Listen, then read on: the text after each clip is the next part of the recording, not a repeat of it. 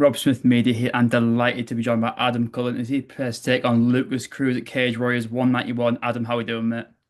All good, how are you, lads? I'm very good, mate. I'm very good. So, talking about this matchup with Lucas, because to me it was a bit of a surprise that you weren't fighting someone who was already signed to Cage Warriors. So, were you quite surprised with this matchup?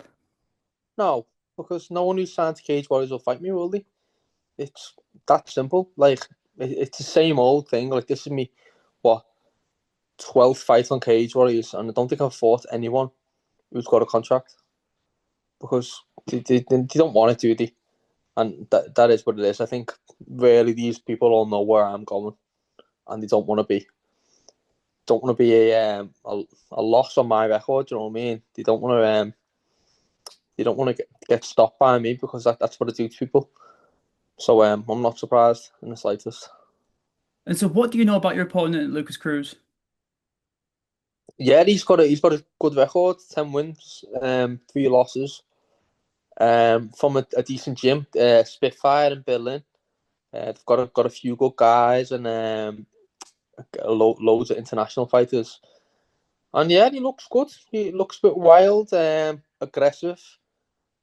But there's levels, isn't there? There's levels. I know where I'm at, and there's no one that Cage Warriors can throw at me that I won't destroy. So plain and simple. You mentioned the levels there. Now, when I was doing my research into your opponent, I was having a look at his topology, and you see that he's not really fought in many major organizations. He's had one fight in Octagon, which he did win. Apart from that, it's all been lower level, smaller promotions. So, do you believe your experience in Cage Warriors, mentioned how you had 12 fights in Cage Warriors, do you believe that'll give you the edge in this fight? I don't even think necessarily like my Cage Warriors experience. I just mean like how good I am. Yeah. And like I am a world class MMA fighter, and these boys don't realize it when they're coming over to fight me. They think I'm just like some run of the mill UK guy, and it's probably because I don't get a lot of cage time. But they don't understand, and he's gonna find out on the 28th of June that like doesn't matter where you're from or who you fought or do you know what I mean? Yeah, he hasn't had the experience and that, but I'm still expecting. Do you know what I mean? Preparedness from him, but it just won't be enough. It won't be enough because I am an elite MMA fighter. When we spoke last time, there was one person's name on your mind that was Tobias Harilla, and you were meant to fight. The fight didn't pan out, and then after the most recent win, you grabbed the mask and you were saying, "I want Harilla." Were you quite surprised that that fight wasn't made next? No, he doesn't want it. Like I've never heard anything from him since I called him out. I've heard nothing. I don't know what's happening. Doesn't even look like he's training. I feel like he's properly injured since he pulled out of the fight with me. So that Havila fight's never going to happen. I don't think. But he was just a name. Do you know what I mean? At the end of the day, to give like the Cage Warriors audience a fight that they'd like to see. I'm not like living and dying on. I need to fight Havila. Like really, for him to become relevant again, he really needs to fight me, doesn't he? Yeah. Like it is what it is. Would it be in a good fight? Would have been relatively easy fight. I'd have smoked him, and it would have been a decent name. But it's not happening. Not heard anything from him. Not seen anything from obviously people follow him on Instagram. Don't see him training, so it is what it is. I don't think that's going to happen. And since we last spoke, a lot of things have changed in the lightweight division, and we now have a new champion in Samuel Silvera. I know you two have exchanged words on social media. What do you make of the current champion, and were you impressed with his performance against George No, Hardwick? no, he is not the champion. I am the champion of Cage Warriors. That's plain and simple. All these people fighting for made up belts. It doesn't exist. I'm the best fighter on Cage Warriors, and that's that. Samuel Silva, like he edged the decision against Hardwick, really, didn't he? Like if we actually go back and watch the fight for what it was a very close fight. And like the guy's bouncing around, and I don't know if he's trying to sit out now and try and get some call up to the UFC or some shit. But like, yeah, the guy's not on my level. You kind of answered my next question there because I seen Silver post, I believe it's on Twitter. He posted like a little phone emoji with like heart eyes, and some people are saying that he's hinting that he might have got a contender series call up. Do you believe he warrants that? I don't know. Yeah, maybe I don't know. Based on what he's done in Cage, what he's no. based on is he on a decent win streak or whatever? I don't know. They need guys, don't they, for contenders? Like he's won fights, and I don't what's his record. He's got like 5 losses on his record, hasn't he? Hmm. Maybe they just need someone to go in and get beaten up by someone else. So they gave him a call. Maybe they just need a journeyman to go and get boxed up by someone undefeated guy who's actually going to go somewhere for the court's over. You never know. But I don't know. I didn't see that. I don't follow him. I don't like keep up to date with him because he's irrelevant in my eyes. And a lot of things have changed now. We don't just have a new champion. We've also got an interim title fight coming up. We've got James Power taking on Ieuan Davies. And when I saw that fight was announced, the first thing I originally thought was I was expecting your name to be in there. And I was so did you were you offered an interim title fight, or were you quite surprised that if you weren't offered it? I think every single person said to me like, "Why are you not having that fight and all this?" And that just shows what that fight really means, doesn't it? It means nothing. Like it's probably going to be on the prelims. I wouldn't even be surprised. Like it's a nothing fight, is it? Like it doesn't matter what black belt they've got. Like I'm the main guy. Do you know what I mean? I'm the top lightweight on Cage Warriors. Like you can, do you know what I mean? Give them a double interim belt or whatever it means. It means nothing. It's a placeholder for what? For a champion that's not even fighting himself. Like why is he not fighting? And like either way, having the belt or not, like I'm in the same position with Luke Riley. But like the two best fighters on the show, but we don't have the belts. But like, do you know what I mean? It makes no difference, does it? Like they can have whatever they want, but they're fighting for the prelim title. Good for them. And I think with the loss of Hardwick, I think that's kind of opened up the division quite a bit because I can imagine yourself. I obviously you wouldn't duck the Hardwick fight, but I know you two trained together and you get on quite well. He's probably not someone who you would have liked to have fought, and I think he's in a similar position with James Power. So I believe now with the loss of Hardwick not being champion anymore, I believe that has opened up the division. And who do you believe wins the title fight between Davis and Power? I don't even know. I've not even thought about it. Like, uh, I don't know. I can't really even say that I've watched much of either of them, to be honest. Let's see. Like, I probably won't even watch it myself. I can't even lie to you. Like, but do you know what I mean? For me, I'm in my own base. I'm running my own base. I'm really not asked about these people. Like, I'm just doing me. Do you know what I mean? Like, let's see who can win the second best fighting in Cage Warriors title. And if you believe if you get a massive statement victory against Lukas Cruz, do you believe that UFC is next for you? Because I feel like, to me, and obviously I'm biased towards the English guys being from England, but I feel like we don't really we need more people in England in the UFC. I think it's so hard to get into the UFC now with the Contender Series. It's kind of they kind of monopolize the sport in the sense that it's only the really Contender Series, or if you're lucky, you'll get a short notice fight. But do you believe that if you get a statement victory, it's a no-brainer to have you in the UFC? Yeah, I think the UFC are looking for guys like me, aren't they? Bring the action, bring the entertainment, um, bring finishes. Like I'm the full package. I'm the full package for the UFC. So I don't see why not. I think the UFC will start signing people again though. If you look at the schedule, it's very Hmm. international again. I mean, since before COVID, it's not been this international as it. That's the reason it's been so hard for UK guys to get signed because you need a visa to fight in Yeah. America. But like now, like I mean, coming up, there's Azerbaijan in a couple of weeks. There's Abu Dhabi, there's Shanghai, there's UFC Paris. These are all like international. Whereas like what in the past few years, how many cards has there been outside of America Yeah. and like in Europe and the Middle East?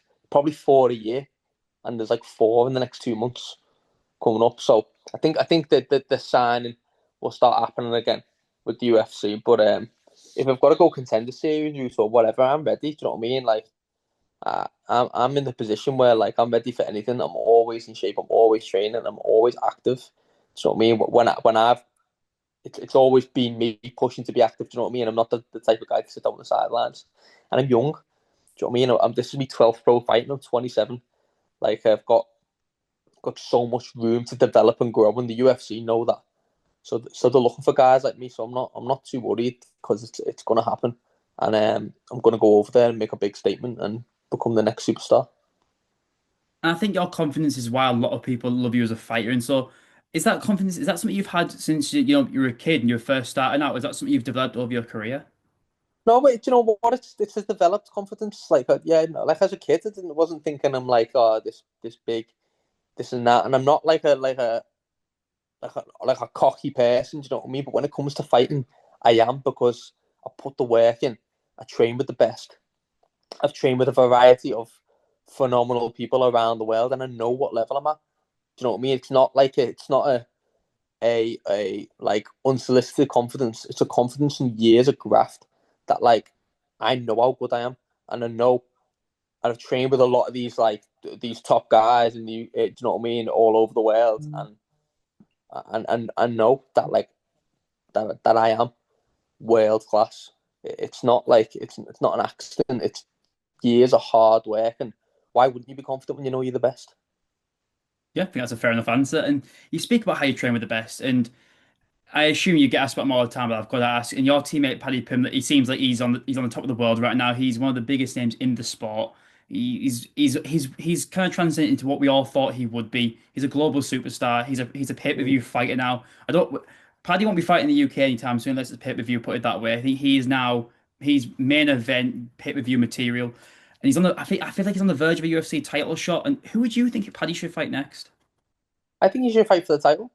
Yeah. Like really, if you're looking at the guys in the upper division of lightweight, you've got like Justin Gaethje, where people are screaming for him to have a title fight. I'm sure he's only won his last two or his last one, I think it's and one. he oh there you go, he's won his last one. When has someone ever on a one fight win streak fought for the title? And you've got Ahmed Sarukian, like okay, yeah, he's on a decent win streak, but after pulling out like that, like the Yeah. UFC are never going to give you that chance again because at the end of the day, it's a business, isn't it? They're trying to make dough. They're trying to make money from selling pay per views. And if you've got a guy who gets a bit of a a bit of a cramp in his back and then pulls out a few hours before the fight, like they can't afford to have that. They want guys like Paddy who's going to get in there, sell crazy amounts of pay per views, and put on a show. And then after the fight, people are talking about you for weeks and weeks. That's how you make money. You don't make money off these random fights. Like even like yeah, Gaethje's like a star, isn't he? But if he goes up against like an Islam Makhachev, say, does anyone think he's going to win that fight? If you're You're asking not me, going to buy it, are you? I would say no. I don't think like No. I think you're spot on with the whole Gaethje assessment. I don't believe I thought it was a bit silly because Gaethje fought Rafael Fiziev on short notice, 12th Short ranked in the notice. world, and he's calling for a title shot. I think there's been a real problem at the top of lightweight for a long time where it's been the same like three or four names just refusing to fight guys down the rankings. Yeah, but we've had this before. We've had this in the past. It comes to a head, and it happens in divisions like every now and then. It's like what welterweight is now, where it's had the changing of the guard, and you guys like Usman, Covington, Gilbert Burns, they've all slid down the rankings, and now you've got like a killer's row of young cats in the top of the division. Lightweight's like not quite there yet, but it's happening, isn't it? Your Yeah. Gaethje's, Poiriers, they're moving on because they're getting older. Moicano, Benil Dariush, like how much longer can they fight for? They've just not had them fights that have kicked them down the rankings yet. And then you've Hmm. got your young guys, you know what I mean? Your Ignacio Bahamondes, your um, Dan Hooker, even he's like young Paddy, the guys that are like coming into the prime. There's going to be a big change in the guards at lightweight, and like we're just in that little lull where like it's not happened because the older guys, haven't fought any of the other dudes yet. And I think the fight between Topuria and Oliveira is probably one of the most anticipated matchups right now. And personally, I think I'm on the side of a lot of people. I think Topuria gets the job done. I think Oliveira, as good as he is, I really rate Oliveira. I just think Topuria is.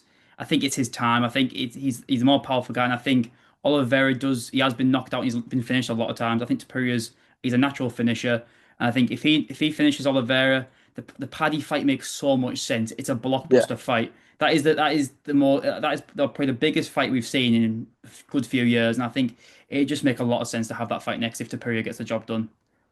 Yeah, it's just then the activity, isn't it? Because Yeah. if Taporia fights Oliveira, like Taporia's like fighting once a year type guy, isn't he? Hmm. He's not coming back till March, say, like Yeah. maybe January at a push, but like Paddy will want to stay active, so I think then the Gaethje fight might happen. Yeah. But apart from that, yeah, it's just like you're delaying inevitable, aren't they? Maybe the UFC want to give Paddy one more, make him knock off a top guy like Justin Gaethje, Hmm. and then make that fight even bigger. But it doesn't really need to be, does it? Yeah, like if Topuria, well, I think Topuria is probably going to win because at the same time, like we all love Charlie Olives, but it's it's coming to that time, isn't it? Older, Yeah. young guy coming up, faster, powerful, and then like you say, like the stars have aligned, haven't they, for Paddy Pimblett versus Ilia Topuria, and I just don't see how Paddy doesn't twist them up and fuck them up. Like I just think that's like I think do you know what I mean? Like every time, every fight that Paddy's had where it's been like, oh, he's gonna lose this one. Like we've just known. Do you know what I mean? Yeah. Like Chandler, we knew like that. We knew it was gonna be like that, and everyone's surprised that he's killed him. But it's like, nah, we knew that he was gonna kill him. And Topuria, I just really just think the exact same thing that when that fight happens, Paddy will make him look silly. He really will. And you mentioned earlier how you kind of train with the best in next gen Liverpool. It's a world class gym. It's probably the best in the UK right now. It's stacked with killers. And you've got a few free agents now. Shamrock's a free agent now, out of Octagon. And I want to see what you think about this. I'm sure you're gonna love the idea, but I saw that Nathan Fletcher was hinting at being on UFC Paris. Shamrock's a free agent now. You finished Lucas Cruz. Get next gen all on UFC Paris. A little Liverpool takeover in Paris. How's that sound to you? Yeah, that sounds good to me. Like, don't see why not. They need big names. Don't need exciting fighters, and there's three super exciting guys for you. Get us all on there, and yeah, I'll be more than happy to help out in France. Yeah, And also, I'm assuming, I can imagine you can't say if you do know, but do you know what's going on with Luke Riley's situation? Because I'm surprised. I feel like at one stage it looks like, oh, he's dead. Like Dana White follows him. It looks like it's done. And then we get a bit of delay. Do you know what's going on there with Luke Riley? Luke Riley's just biding his time, isn't he? He's Yeah. ready. Whatever happens, like, do you know what I mean? There's always politics involved with anything, isn't it? But Luke, there's no way the UFC are ever going to miss out on a guy like Luke. So Yeah. it's biding his time. It's coming. Like Luke's going to be in the UFC very soon, and he's going to be another one of the next gen members who's taken over. My final question is kind of a double header. So, what is your message to Cage Warriors fans from what they can expect from you against Lucas Cruz? And can we get an official prediction? Yeah, so you always know what to expect from me if you come into a Cage Warriors event. All action from bell to bell. I'm coming to kill someone, and Lucas Cruz is no different. You know, tough Brazilian, decent gym, but I'm just next level. I am world class. And official prediction: me first round murder. Class, mate. I love it. And I want to wish you the best of luck on June 28th. And I can't wait to watch. Nice one, lads. Yeah, can't wait.